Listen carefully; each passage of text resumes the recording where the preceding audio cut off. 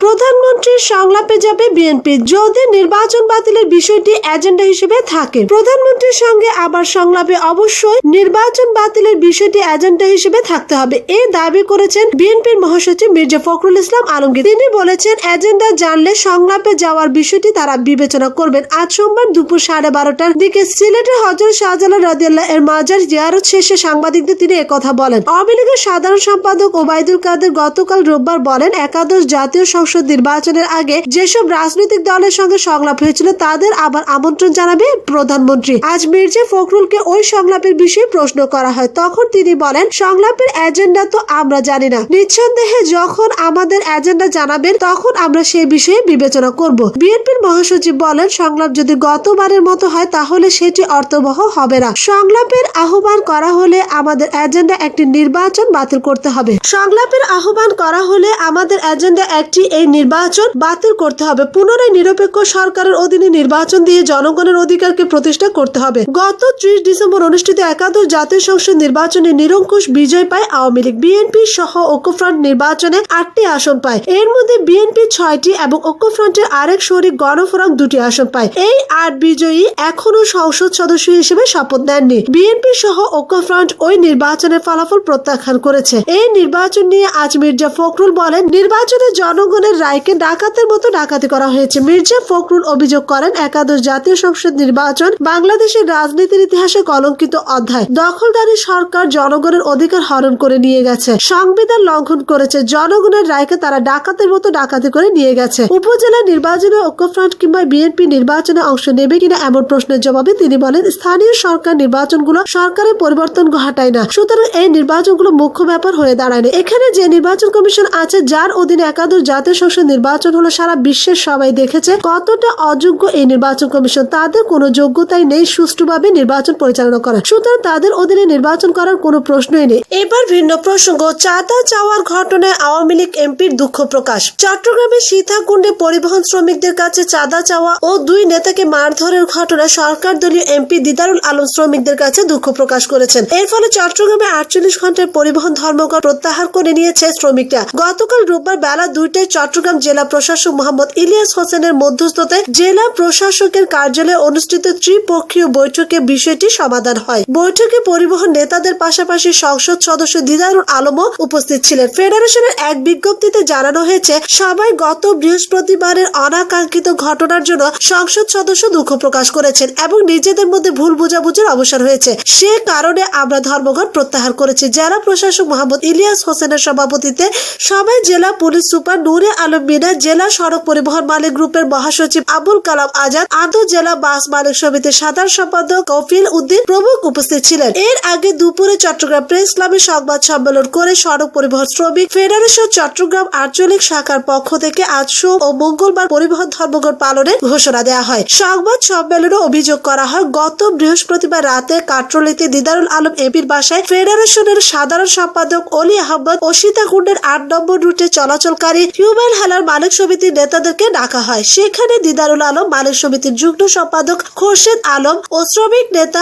অলি আহমদকে 8 নম্বর রুটের গাড়ি পরিচালনা এবং সমিতির নিয়ন্ত্রণ তার বরাবরে লিখিতভাবে ছেড়ে দিতে বলেন, না হলে প্রতি মাসে তাকে 2 লাখ টাকা করে দিতে হবে বলে জানান। লিখিত বক্তব্যে পরিবহন নেতা মুসা বলেছিলেন, রাজি না হওয়ায় সংসদ সদস্য নিজেই খোরশেদ আলমকে বেধড় মারধর করেন এবং গালিগালাজ করেন। সে সময় থামাতে গিয়ে ফেডারেশনের যুগ্ম সম্পাদক অলি আহমদও মারধরের শিকার হন বলে সংবাদ সম্মেলনে জানানো হয়। শ্রমিক নেতৃবৃন্দ সংবাদ সম্মেলনে ওই সংসদ সদস্যের পদত্যাগও দাবি করেন। এবার ভিন্ন প্রসঙ্গ, জামায়াত ছাড়া চাপকে পাত্তা দিচ্ছে না বিএনপি।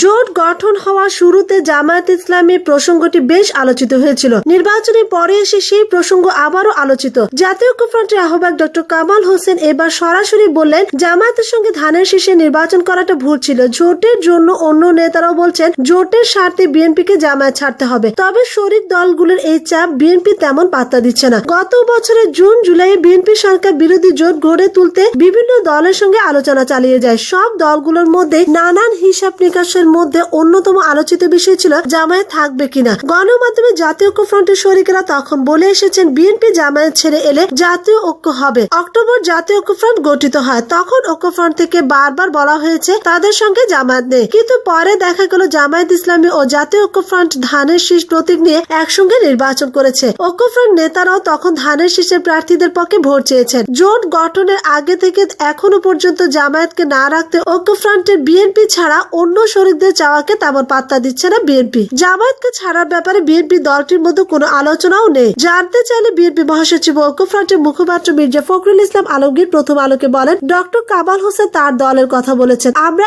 এখনো এ ব্যাপারে কিছু আলোচনা করিনি। শরিকেরা কি চান না চান সেটা এখনো আলোচনা হয়নি। নির্বাচন ঘনিয়ে এলে আসন বন্টন বিষয়টি আলোচনায় আসে। শেষ পর্যন্ত তারা 22টি আসন নিয়ে ধানের শীষ প্রতীকে নির্বাচন করে। তবে কামাল হোসেন সহ ঐক্যফ্রন্টের অন্য শরিকরা বলছে ধানের শীষ প্রতীকে জামায়াতকে মনোনয়ন দেওয়ার বিষয়টি তারা আগে জানতেন না। একাদশ জাতীয় সংসদ নির্বাচনে ঐক্যফ্রন্ট 8টি আসন জেতে, তবে তারা ফল প্রত্যাখ্যান করে পুরো নির্বাচনের দাবি করে আসছে। জাতীয় সংলাপ নির্বাচনী ট্রাইব্যুনালে মামলা সহ কিছু কর্মসূচিও ঘোষণা করেছে। তবে সব ছাপিয়ে গতকাল কামাল হোসেনের দেওয়া বক্তব্যে জামায়াতে ছাড়ার বিষয়টি আবারও সামনে এসেছে। গণফোরামের সভা শেষে কামাল হোসেন সাংবাদিকদের বলেছেন, জামায়াতের সঙ্গে অতীতে হয়েছে সেটি অনিচ্ছাকৃত ভুল। বিএনপি যে ধানের শীষের জামায়াতের 22 জনকে মনোনয়ন দেবে সেটি আমরা জানতাম না। বিএনপি কে জামায়াত ছাড়তে বলা যেতে পারে বলে জানান তিনি। এছাড়াও একই দিনে গণফোরামের সাধারণ সম্পাদক মোস্তফা মহসিন মন্টু বলেছেন, তারা এই বিষয়টি সুরাহা চান। গণফোরামের এক কেন্দ্রীয় নেতা বলেন, জামায়াত ধানের শীষে নির্বাচন করবে এই সিদ্ধান্ত নেওয়া হয় অনেক পরে। তার দাবি তখন শরীরদের কিছু করার ছিল না, তখন ঐক্য ভেঙে দিলে নির্বাচন নিয়ে বাজে অবস্থা তৈরি হতো। প্রস্তুতি কম থাকায় সবকিছু তাড়াহুড়ো করে করা হয়। এই নেতা আরো বলেন, সরকার